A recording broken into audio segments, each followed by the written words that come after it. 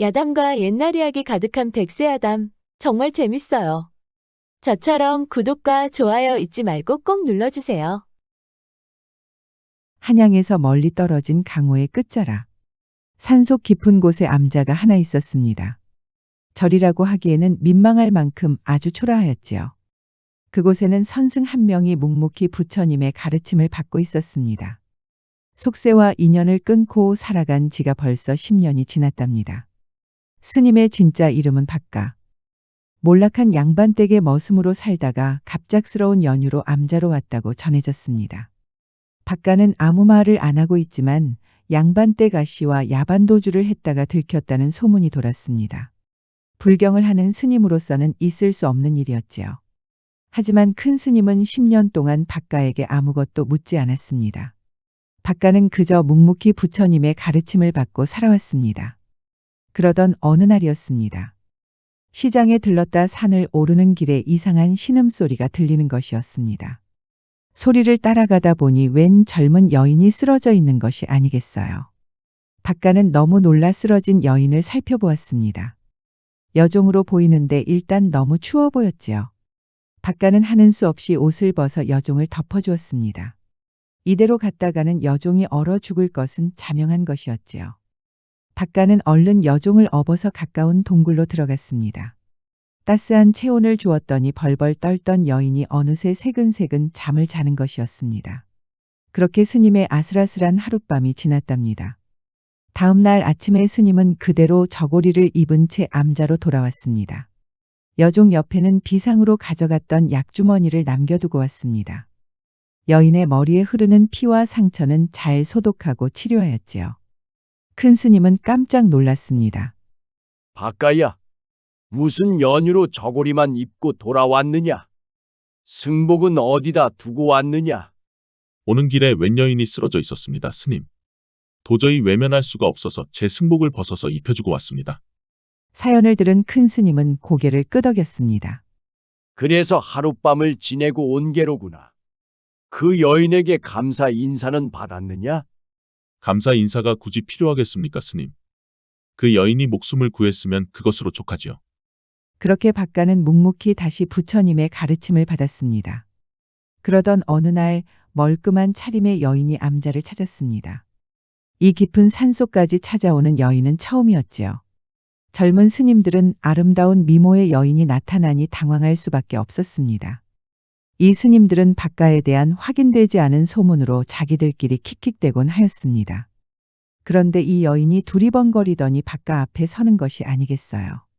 젊은 스님들은 믿기 힘든 얼굴들이었습니다. 여인이 박가 앞에 무릎을 꿇고 고개까지 숙이는 것이었습니다. 이게 대체 무슨 일이오, 낭자? 낭자는 대체 누구시오? 저를 몰라보시겠습니까, 스님? 얼마 전에 저를 동굴로 데려가셔서 목숨을 구하시지 않았습니까? 박가는 그제야 여인을 알아보았습니다. 쓰러진 여인의 창백한 얼굴이 아직도 아른거리고 있었지요. 하지만 지금 암자로 찾아온 여인의 얼굴은 그 누구보다 아름다웠습니다. 저의 목숨을 구해주셨으니 마땅히 보상을 해드려야 한다고 생각합니다. 부디 저를 따라와 주실 수 있겠습니까, 스님? 박가는 큰 스님의 허락을 받고 여인을 따라가기로 했습니다. 영문은 알 수 없었지만 이미 큰 스님에게도 여인의 뜻이 전해진 분위기였습니다. 낭자. 그런데 대체 어디로 가는 것이오? 박가는 여인이 여종이라고 믿었지만 식솔들을 데리고 온 것을 보면 천한 신부는 아닌 것이었습니다. 그저 저만 믿고 따라오십시오, 스님. 그렇게 도착한 곳은 꽤 고급스러운 기와집이었습니다. 역시 내가 잘못 보았구나. 내가 양반댁 따님이라도 구한 것일까? 그런데 지나는 길에 오방색 천 조각이 묶여 있는 것이었습니다. 처마 밑에도 오방색 천 조각들이 달려 있었고 그 밑으로 뭔가 알 수 없는 기운이 뿜어져 나왔지요. 어머니, 스님을 모시고 왔습니다. 방에는 여인의 어머니가 계셨습니다. 그제야 박가가 느꼈던 위화감을 이해할 수 있었습니다. 여인은 바로 무당의 딸이었지요. 이렇게 먼 곳으로 오라고 해서 송구합니다, 스님. 저의 딸을 살려주셨으니 마땅히 은혜를 갚아야 한다고 생각했습니다. 그래서 어쩔 수 없이 이렇게 조용히 모셨습니다. 저야말로 마땅히 해야 할 일을 했을 뿐입니다. 무당의 딸은 사실 천방지축 여인이었답니다. 어머니 말을 듣지 않고 남자들을 만나러 다녔다가 큰 봉변을 당한 것이었지요. 양반댁 도련님이 무당의 딸을 우연히 목격했다가 접근한 일이 있었습니다. 여인은 큰 의도 없이 거절했으나 양반댁 도련님은 앙심을 품고 보쌈을 한 것이었지요. 그렇게 보쌈을 당한 여인은 크게 저항하다가 산에서 굴러서 큰 부상을 당한 것이었습니다. 양반댁 도련님이 시키는 대로 보쌈을 한 식솔들은 여인이 무사한지 확인도 하지 않고 도망친 것이었습니다. 저런 몹쓸 놈들을 보았나. 걱정 마십시오, 스님. 그놈들은 조만간 광가에 다 붙잡힐 것이고 그 양반댁 아들도 대가를 치를 것입니다. 그것 참 다행입니다. 무당은 잠시 바깥을 쳐다보더니 의미심장한 미소를 지었습니다. 많은 아픔이 있으신 게로군요. 어떻게든 그 아픔을 극복하시려고 하지만 역시 힘든 일이지요. 무당이 갑자기 고개를 절레절레 저었습니다. 그리고는 혀를 끌끌 차는 것이었지요. 지금 계신 남자는 스님에게 도움이 되지 않습니다. 조만간 하산하셔야 할 것 같습니다. 그게 무슨 말씀이십니까? 제 말대로 하시면 스님은 분명히 큰 부자가 될 것입니다. 그것이 혹시라도 파괴를 하는 한이 있더라도 하셔야 합니다. 그러실 수 있겠습니까? 박가는 도저히 알아들을 수가 없었지요. 은혜를 갚는다고 하여 따라왔더니 하산과 파괴를 논하다니 말이에요. 지금은 이해가 안 가시겠지만 암자로 돌아가시면 곧 아시게 될 것입니다. 그러니 제 말씀대로 하십시오. 하산을 하시면 반드시 우솥에 이 비취용 놀이개를 달고 가셔야 합니다. 그리고 위험하다고 판단이 들었을 때 이 장도 속에 든 칼을 쓰십시오. 박가는 무당의 수수께끼 같은 말에 고개를 갸웃하였습니다. 평소에 박가라면 웃고 넘어갈 농담으로 치부하겠지만 이상한 힘에 끌려 비취용 놀이개와 장도를 받았답니다. 반드시 그 비취용 놀이개와 장도를 잃어버리지 마십시오. 저의 말은 이제 끝났습니다, 스님. 전에는 화포장이셨지요. 박가는 깜짝 놀랐습니다. 어찌 그것을 아십니까? 무당은 또 의미심장한 미소를 지었습니다. 꼭 제 말을 따르십시오. 박가는 귀신에 홀린 얼굴로 암자로 돌아갔습니다. 사실 박가는 훈련도감의 군졸이었습니다. 어릴 때부터 총소리에 감동하여 포수가 되기로 하였지요. 집안에서도 장인이 나올 것이라고 기대가 높았습니다. 하지만 박가의 꿈은 얼마 가지 않아 무너졌습니다. 전란 중에 그만 억울한 여인의 목숨을 빼앗은 일이 있었지요. 적군을 향해 쏜 총알이 빗나간 것이었습니다. 그 충격으로 박가는 식음을 전폐하고 살았습니다. 술로 지내며 소가리를 하다가 여러 번 죽을 고비도 넘겼지요. 그러다 암자로 돌아가 스님이 된 것이었습니다. 대체 그 무당이 어떻게 알았을까? 나는 여기로 오면서 누구에게도 화포장이라는 말을 한 적이 없는데. 암자로 돌아온 박가는 좀처럼 잠이 오지 않았습니다. 무당의 말이 계속 떠오르는 것이었지요. 그러다 무당이 건네준 비취옥 놀이개와 장도를 살펴보았습니다. 그런데 이게 무슨 일인지 밖에서 요란한 소리가 들리는 것이었습니다.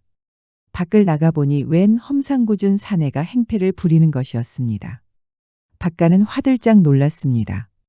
전란 중에 박가의 총에 맞은 여인의 아버지였지요. 사내가 원하는 것은 단 하나였습니다. 박가 같은 인간이 스님이 될 자격이 없다는 것입니다. 사내는 전란이 끝나고 박가를 찾기 위해 전국을 다녔습니다. 박가가 스님이 됐을 것이라고는 상상도 하지 못하다가 이렇게 어렵게 찾아낸 것이었지요. 박가가 몰락한 양반댁에 머슴살이를 했다든가 양반댁 아씨와 야반도주를 했다는 소문은 역시 모두 거짓이었습니다. 스님들은 큰 충격을 받았습니다. 일부 스님들은 박가에 대해 오해한 일이 미안하여 고개를 숙이고 말았지요. 오히려 전란 중에 큰 아픔을 겪은 젊은 청년이었으니까요. 박가야, 결국 일이 이렇게 되었구나. 송구합니다, 스님. 10년 동안 저를 아껴주셨는데 이렇게 하산할 운명이었나 봅니다. 박가야, 나는 네가 여인과 야반도주를 하였든 억울한 여인에게 총을 쐈든 상관하지 않았다. 불도를 구하고자 하는 너의 신념은 충분히 증명됐기 때문이다. 그리하여 10년 동안 아무 질문도 하지 않았단다. 박가는 눈물을 흘렸습니다. 박가야, 어디를 가든 너의 지조는 절대 흔들리지 않을 것이니 이번 하산이 너에게 오히려 전화위복이 될 것으로 믿는단다. 박가는 그렇게 하산을 할 수밖에 없었습니다. 방에서 짐을 꾸리는데 번뜩 떠오르는 것이 있었습니다. 하산을 하시면 반드시 우솥에 이 비취용 놀이개를 달고 가셔야 합니다. 반드시 그 비취용 놀이개와 장도를 잃어버리지 마십시오. 바로 무당의 한 말이었습니다. 박가는 다시 그 비취옥 놀이개와 장도를 살펴보았지요. 그거 참 신기하구나. 그 무당은 어찌 내가 하산할 줄 알았을까? 시기가 어찌 이리 딱 들어맞을 수가 있을까? 박가는 신기한 얼굴로 비취옥 놀이개를 우솥에 달았습니다. 장도 역시 품 안에 넣어 절대로 잃어버리지 않도록 하였지요. 그렇게 암자를 떠나 산에서 내려오고 있었습니다.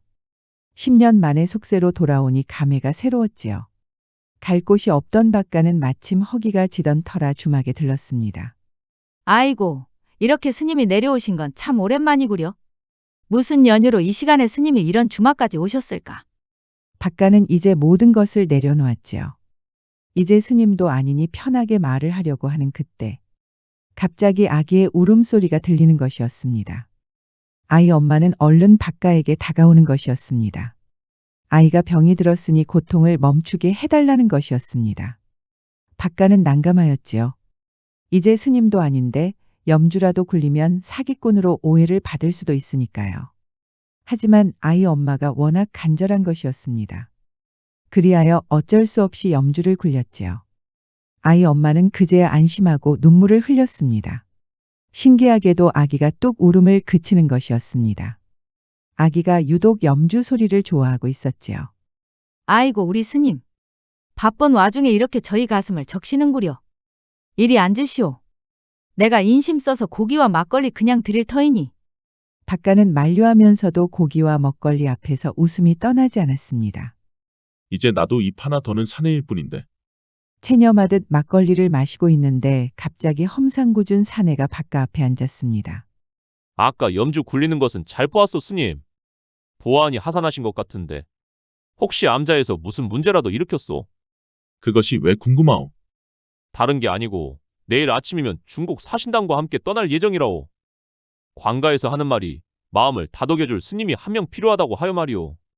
나는 우두머리 사공이라오. 아까 제대로 보셨소. 저는 이제 스님이 아닙니다. 그러자 사내가 킥킥거리며 웃는 것이었습니다. 어차피 누가 날짜 정해준 것도 아닌데 사신단 여정이 끝나고 났을 때 하산해도 되잖소. 그런다고 부처님이 따라와서 혼을 낼 것도 아닌데. 박가는 또 난감하였지요. 사실 이대로 갈 곳이 없어서 머슴살이라도 해야 하나 고민하던 참이었습니다. 돈이 필요하지 않소. 지금 우리도 스님을 빨리 찾아야 해서 골치라오. 그러지 말고 내일 우리랑 함께 가십시다. 다녀오면 돈 두둑하게 챙겨드릴 테니. 그때 주모가 은근슬쩍 오더니 허리로 박가의 몸을 툭 치는 것이 아니겠어요. 내가 다 엿들었구먼. 이제 스님도 아니신데 저하고 여기서 장사하시는 게 어떻겠소? 보아하니 아주 몸집이 좋으시구먼. 그러자 사내가 개걸스럽게 웃는 것이었습니다. 주모한테 안 됐지만 이 사내는 내가 먼저 데려가기로 했소. 사내는 희죽거리며 박가에게 이렇게 속삭였습니다. 여기 동행하려고 별의별 사람들이 온다오. 짐꾼 노릇이라도 하려고 난리란 말이오. 이만한 행운은 없으니 내일 배에 올라타시오. 그리하여 박가는 어쩔 수 없이 사신단과 함께 배에 올라탔습니다. 지방 수령이 잔치를 벌이며 사신단을 반갑게 맞이하는 것이었습니다. 일부 수행원들은 중국에서 큰 돈을 만질 요량으로 가지고 가는 짐이 많았습니다. 가벼운 바랑 하나 가져가는 박가는 위화감을 느꼈답니다. 그렇게 한참 배가 중국으로 향하는데 수행원들 몇 명이 박가를 찾아왔습니다. 부처님의 말씀이 필요하다는 것이었지요. 염주를 굴리는 박가는 계속 죄책감이 들었습니다.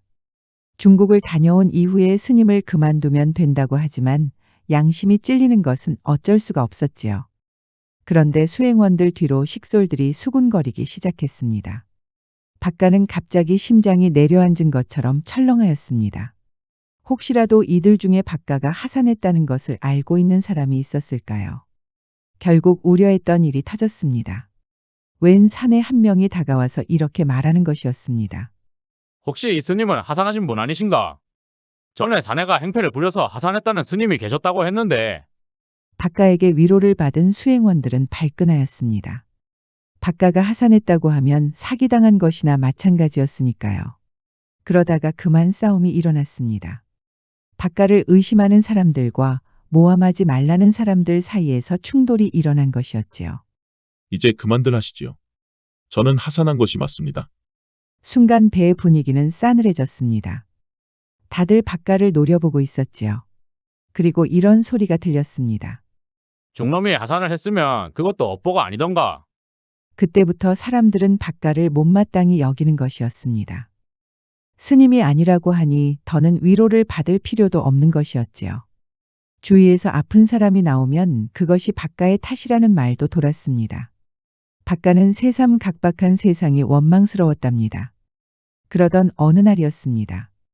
갑자기 파도가 거세지더니 비바람이 오기 시작했습니다. 그리고 우려한 대로 무서운 폭풍을 만난 것이었습니다. 그러다 우두머리 사공이 이런 말을 하는 것이었습니다.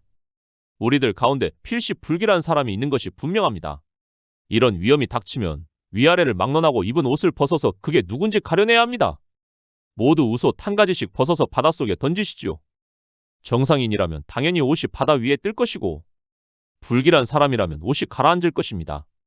사람들은 어이가 없었습니다.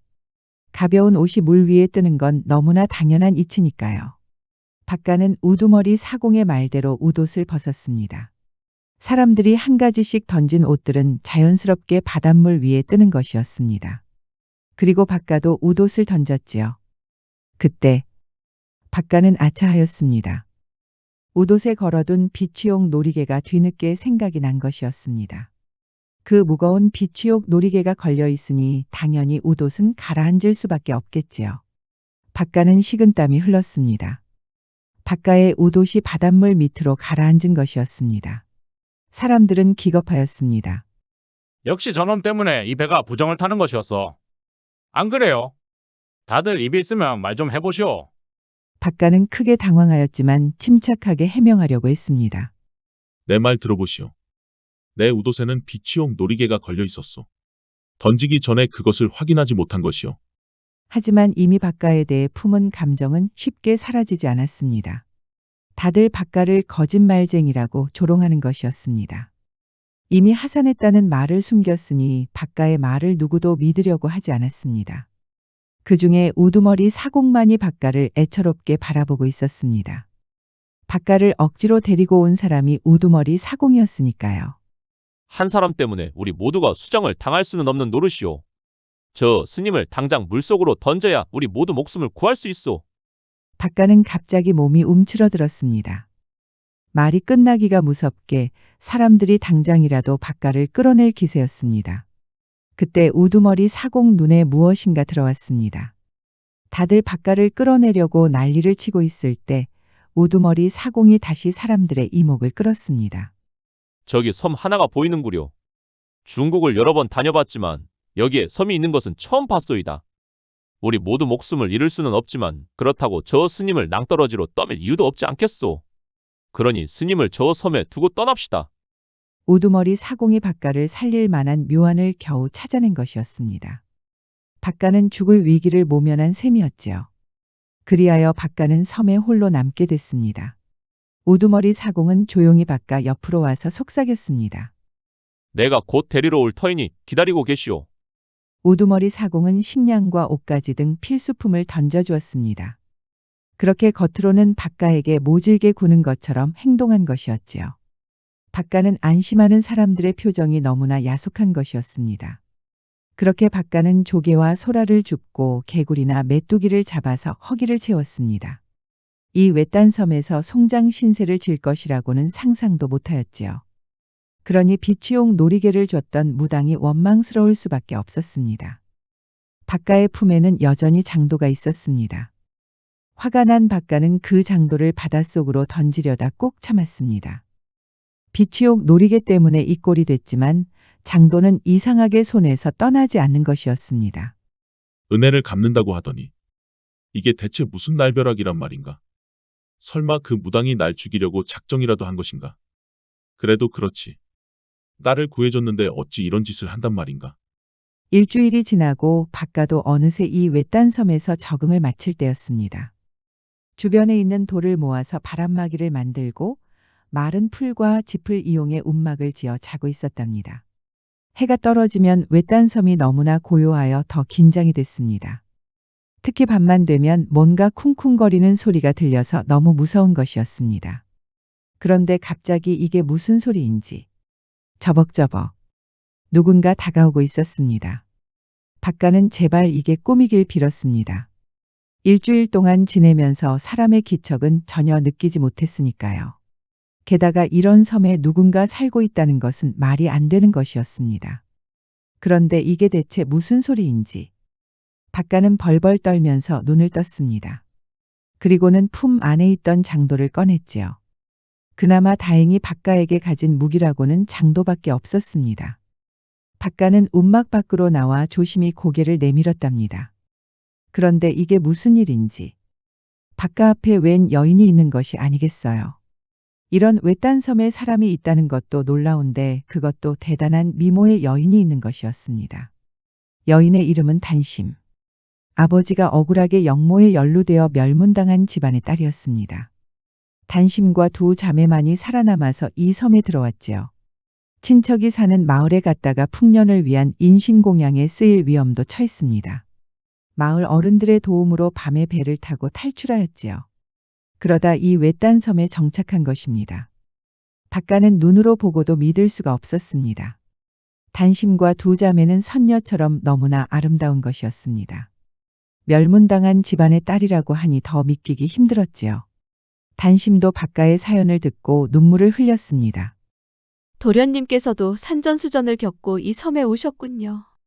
어쩌면 우리 자매들과 비슷한 아픔이 있는 것 같습니다.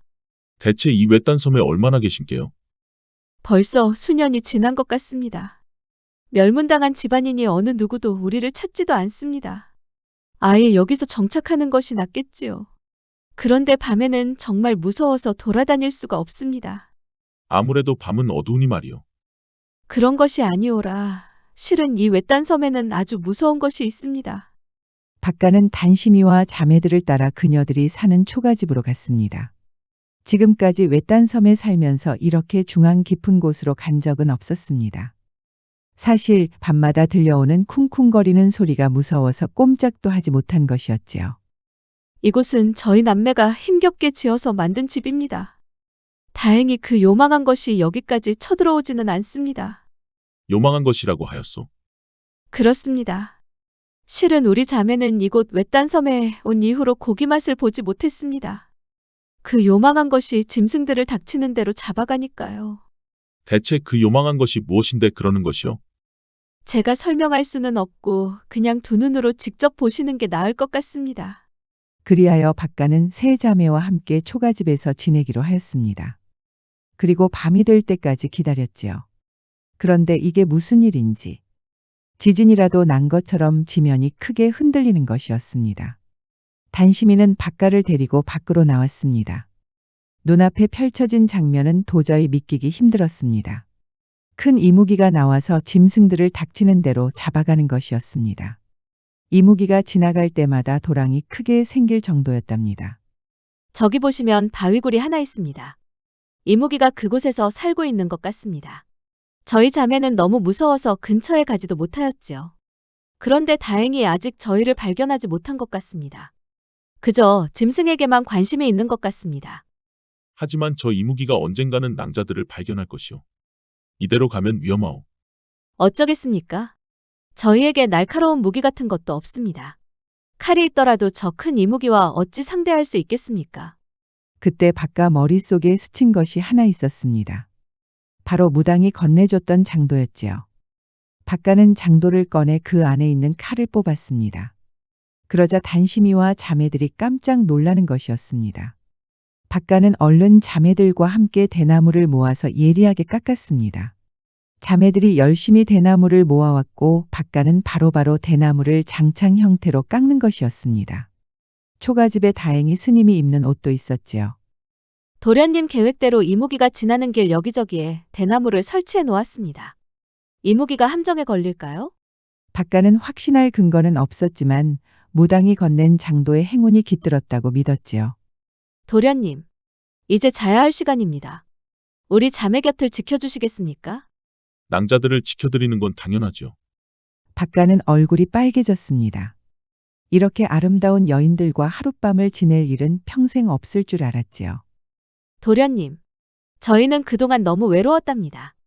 밤만 되면 추워서 우리 자매들끼리 안고 잤지요. 하지만 우리 도련님이 계시니 더 따뜻하겠지요? 박가는 침을 꿀꺽 삼켰습니다. 그날 밤에 박가는 자매들의 온기를 느낄 수 있었습니다. 자매들이 박가의 품에 깊숙이 들어오니 잠을 잘 수가 없을 정도였지요. 그때 밖에서는 이무기의 괴상한 소리가 들렸습니다. 박가는 이무기의 비명이라고 짐작하였지요. 다음 날 아침에 일어나 보니 짐승들이 살아 있었습니다.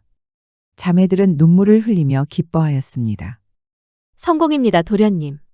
박가와 자매들은 바위굴로 천천히 들어가 보았습니다. 그곳에는 많이 아파 보이는 이무기가 누워 있었지요. 얼마 가지 않아 이무기는 비늘만 남기고 사라졌습니다. 그런데 이게 무슨 일인지 이무기 뱃속에 있던 옥과 붉은 구슬 따위가 쏟아지는 것이 아니겠어요. 박가는 너무 놀라 입을 다물지 못하였답니다. 이게 대체 다 무엇이란 말인가? 이게 다 도련님의 업보가 아니겠습니까? 어서 보따리를 가져오시지요. 박가는 신이 나서 보따리들을 가져와 보물을 챙겼습니다. 그렇게 대여섯 포대를 만들었습니다. 도련님, 아마도 이런 날을 위해서 준비한 게 아닐런지요. 사실 자매들은 수년 동안 나무를 모아서 돛담배를 만들었습니다. 저희가 지식이 부족하여 여기까지입니다. 나머지는 도련님이 완성하시지요. 그럼 낭자들도 떠나시는 겁니까? 단심이는 수줍게 미소를 지으며 고개를 끄덕였습니다. 그날 이후로 박가는 열심히 돛담배를 마무리 지었습니다. 그동안 자매들은 짐승들을 잡아서 저녁 밥상에 고기를 올려놓았지요. 밤이 되면 다시 자매들이 박가 품에 안기는 것이었습니다. 안 그래도 추운 겨울이었기 때문에 체온을 주고받는 일은 정말 중요하였지요. 드디어 돛담배가 완성이 되었습니다. 박가와 자매들은 돛담배를 타고 출발하였지요. 그렇게 다시 조선 땅을 밟았답니다. 도련님, 드디어 조선 땅으로 돌아왔군요. 이게 다 낭자들 덕분이요. 낭자들 덕분에 내가 이렇게 살아 돌아올 수 있었어. 무슨 말씀이셔요? 이게 다 도련님의 업보랍니다. 그때였습니다. 저 멀리서 누군가 박가를 부르며 뛰어오는 것이었습니다. 바로 우두머리 사공이었지요. 이보시오 파괴승 양반. 어떻게 여기를 돌아오신 게요? 그보다 어찌 나를 찾으러 오지 않은 게요. 나와 분명히 약속하지 않았어. 말도 마시오. 파괴승 양반 찾으려고 아무리 돌아다녀도 그 섬이 보이지 않았단 말이오. 박가는 웃음만 나왔습니다. 나를 섬에 두고 떠났으면서 그것이 지금 변명이 된다고 생각하시오. 그냥 무서워서 도망쳤다고 하면 될 것을. 하지만 우두머리 사공은 펄쩍펄쩍 뛰는 것이었습니다. 정말이라니까. 정말 미치겠네. 내가 분명히 파괴승 양반 구하려고 배를 띄웠다니까. 그런데 섬이 진짜 안 보였다 이 말이오. 우두머리 사공은 함께 배에 탔던 사람들까지 부르려고 했습니다. 걱정 마시오 사공 양반. 어찌되었든 난 이렇게 돌아오지 않았어. 저기 낭자들 아니었으면 내가 죽을 뻔하였어. 인사하시오. 그런데 이게 무슨 일인지. 뒤를 돌아보니 함께 왔던 단심이 자매들이 보이지 않는 것이었습니다. 돛담배는 멀쩡히 있는데 자매는 없는 것이었지요.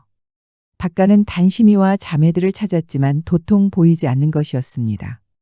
그 주변을 뛰어다니며 샅샅이 뒤져도 소용이 없었습니다. 단심이와 자매들이 연기처럼 사라진 것이었습니다. 이상한 일은 또 있었습니다. 박가가 이상하여 조정을 통해 알아보았더니 단심이라는 이름을 가진 여인은 없다는 것이었습니다. 멸문당한 양반 집안도 조사했지만 그 집안에 단심이라는 여인도 없었지요. 내가 설마 꿈을 꾼 것인가? 박가는 너무 이상하여 우두머리 사공과 함께 다시 배를 탔습니다. 정말 우두머리 사공의 말대로 섬은 없었습니다. 이건 정말 귀신이 고칼 노르다니오. 분명히 그날 섬이 있었는데 말이오. 파괴승 양반이 함께 있었다던 그 자매들은 진짜 있기는 한 거요? 돌이켜보면 단심이와 자매들이 바깥 품에 안긴 것도 이상하였습니다. 그것이 실은 추워서 얼어 죽을 수 있는 바깥을 살리기 위한 것이었을까요? 바깥은 그렇게 금이환영했습니다. 이무기 뱃속에 있는 보물로 엄청난 부자가 된 것이었지요.